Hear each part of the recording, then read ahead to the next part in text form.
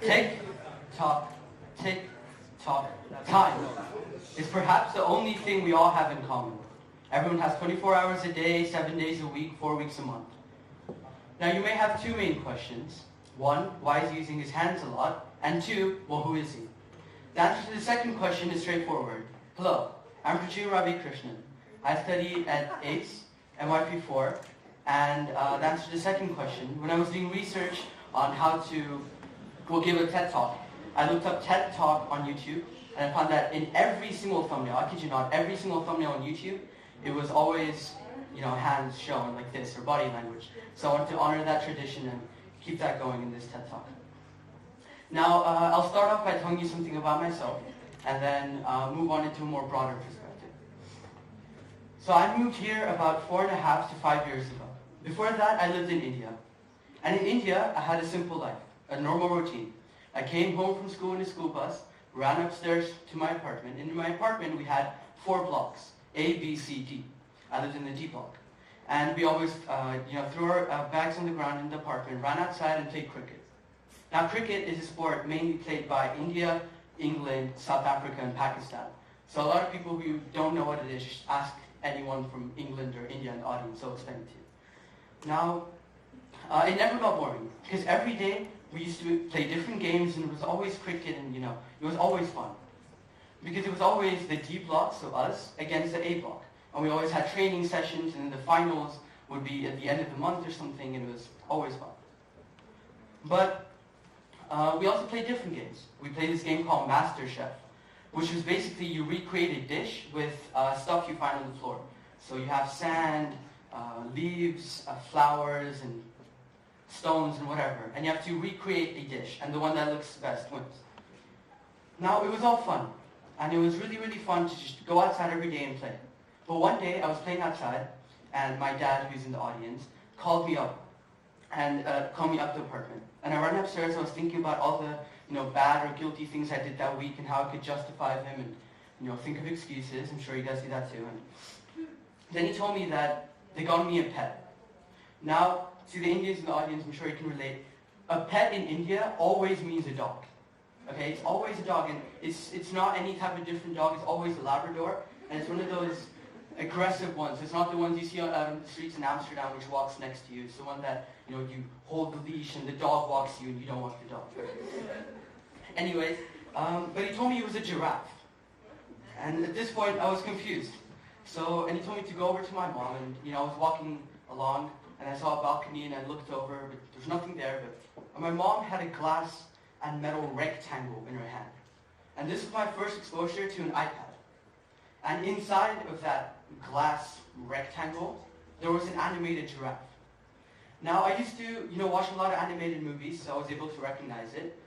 But it was one of those talking apps we had back in the day. And it was called Gina the Giraffe. And they told me that if I was responsible enough and fed it about once a day and played mini games 10 times a day so the giraffe wouldn't get bored, they would give me a real pet. And I was excited. So then my routine changed. From going outside and playing every day until when it's time to eat dinner and come back, I used to come a little bit early so I could feed Gina and then eat dinner myself and play 10 minutes of mini games with her. Because she wouldn't get bored, of course. But then afterwards I was playing outside another day, and my dad called me up. And I was thinking about what other ridiculous talking app there was. But he told me that we were going to move to Amsterdam. Now this was a shock to me. In India, whenever you hear the word foreign, you always relate it to America. And it's always America. You can't think of any other country when they say you're moving abroad. So when they told me the Netherlands, I assumed it was part of the United States, but I was wrong.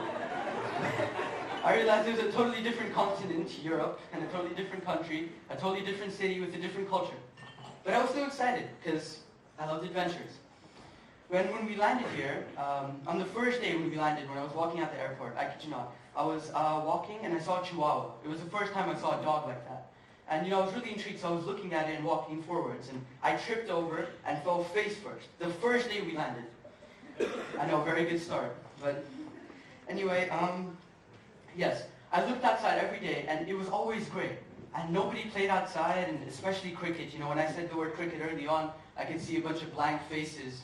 So a lot of people don't know what cricket is, and nobody played cricket, and it was really dark and gloomy, and, well, nobody really played outside at all, except when it was a sunny day, maybe once in, 3-4 months, there would be some kids playing football, but I didn't know Dutch, so there was always a language barrier that I could not break, and it was always awkward. And I faced this one moral enemy, this arch nemesis, if you will, every day before I was on the waiting list for school, so I had to wait for school. So this arch nemesis I faced every single day was called boredom. I had no idea what to do. And well, my mom faced the same enemy too, because I asked her about 5 to 6 times a day, what do I do? What can I do? What is there possibly to do here? And then I resulted in playing with my only friend, who stood by me from India to here, Gina the Giraffe. And I ended up feeding her more, about 3 times a day, and playing more mini games. And it turns out if you feed her too much, then she gets really fat. So you have to reset the account and so forth. And then I discovered this thing called the App Store. In there, I realized there were more talking apps. So I could get a cat, a dog, a frog, and whatnot. And I also found YouTube and Google, and I watched random stuff on YouTube, and looked up questions that I wanted to know the answer of on Google, and it was all fun. And then I realized that when I did get into school, there was always, in the beginning, always a language barrier, because they didn't understand what I was saying, I didn't understand what they were saying, so the only thing I looked forward to was coming back and playing on my iPad. And I realized that this was a massive change, from going outside and playing every single day, to coming back home to just simply play with my iPad. And then I realized that maybe it was only me. Maybe it was me who made the shift from playing outside to going on my iPad. And maybe the world hadn't moved that much. So a couple of summers back, when I went to India for a visit, I saw my cousins, one of who is 4 to 5, and the other one who's 7 to 8. And I realized that they already know how to do every possible thing, but nobody plays talking apps. They play Minecraft, Temple Run, Fortnite maybe. But the point is that they moved on too. So they play an hour outside, but mostly inside, on their phones. And this I found was very interesting, to see that it wasn't only the change I made from moving to India from here that affected my life, it was also everybody else around me. And now, I know this is pointless advice given to DPs, because I know you guys don't have time, and you have exams and prelims or whatever, but if you have time, not saying that you will, just sit down, close your eyes, and think about what the world was like 2, 3, or even 4 or 5 years ago. And I can assure you, when you open your eyes again, you'll be stressed about all the exams you have, but you'll also realize how much the world has changed. Tick, tock, tick, tock. Now, I want to take a step back and look at the world on a more broader perspective. On the past century and decade, there have been many civil rights movements, many movements and protests that have manifested themselves in the world we live in today. There have been many revolutionaries over the past few decades and century, but I think that there is still one problem that we face in the modern world. And although all these protests have manifested themselves in this world, and all those protests had one vision of making the world a better place, I agree, the world is a far better place now than it was back then. But there's still one issue we face, and that's division. Let's take the US as an example. In the US, we see that there is a lot of division between the right and left. I'm talking about politics. The right wing and left wing. There's always division. There's no in the middle. There's no center right, center left. You gotta choose.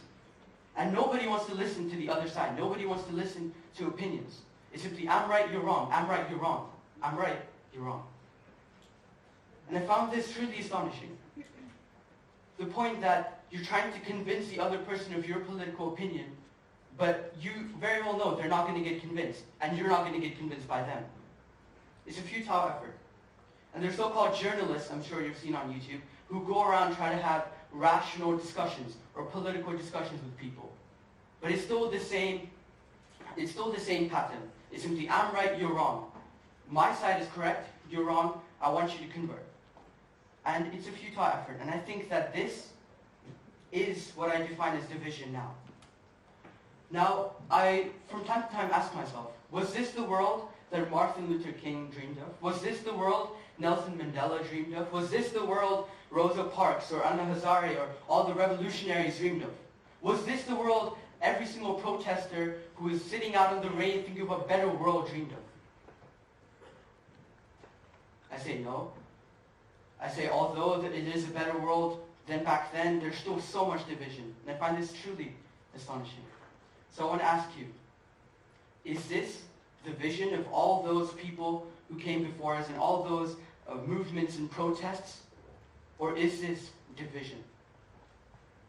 Tick, tock, tick, tock. Thank you.